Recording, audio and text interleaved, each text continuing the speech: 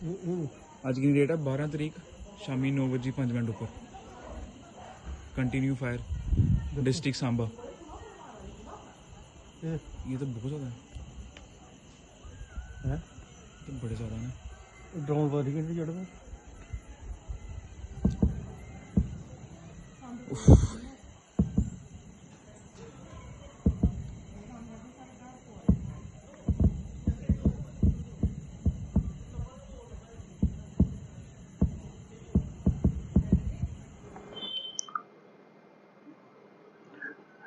नमस्कार, आप देख रहे हैं द न्यूज रूम 24 आवाज और मैं हूं पवन शर्मा। इस समय की बड़ी खबर, अभी डीजीएमओ की टॉक्स हुई हैं, उसके बाद प्रधानमंत्री ने देश को संबोधित किया है, लेकिन पाकिस्तान फिर भी बाज नहीं आया। सांबा सेक्टर और काना चक सेक्टर में वहां पर ड्रोन भेजे गए और फायरिंग की गई।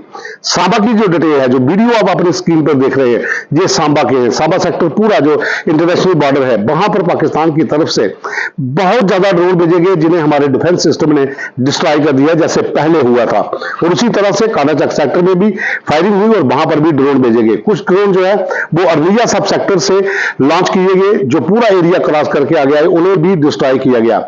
हमारा एरिया सिस्टम जो है, डिफेंस सिस्टम है, वो बहुत मजबूत है, सुदर्शन चक्र है, पाकिस्तान की हर चाल को नाकाम करेगा।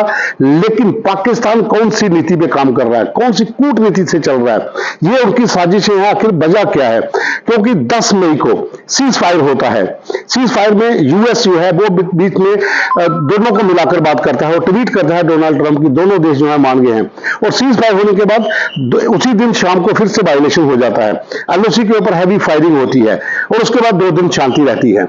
बीती रात लोगों ने आराम से रहे, कोई फायरिंग की रिपोर्ट नहीं हुई, ना ही एलसी पर और ना ही इंटरनेशनल बॉर्डर पर। लेकिन आज शाम को सांबा सेक्टर, काना चक सेक्टर, अरनिया सेक्टर में वहां पर बहुत ज्यादा मात्रा में ड्रोन्स जो हैं वो वहां पर फ्लाई करते दिखे। हमारे एडीएस सिस्टम में जो हमारा डिफेंस सिस्टम है, उसने उनको डिस्ट्रॉय कर दिया और उसकी आवाजें भी आप सुन रहे हैं। जो वीडियो आप साथ साथ जो देख रहे हैं, ये सांबा सेक्टर के हैं। बहुत ज्यादा ड्रोन जो हैं वो इस ओर भेजे गए। आखिर मंशा क्या है पाकिस्तान की? क्या चाहता है पाकिस्तान? क्या युद्ध चाहता है?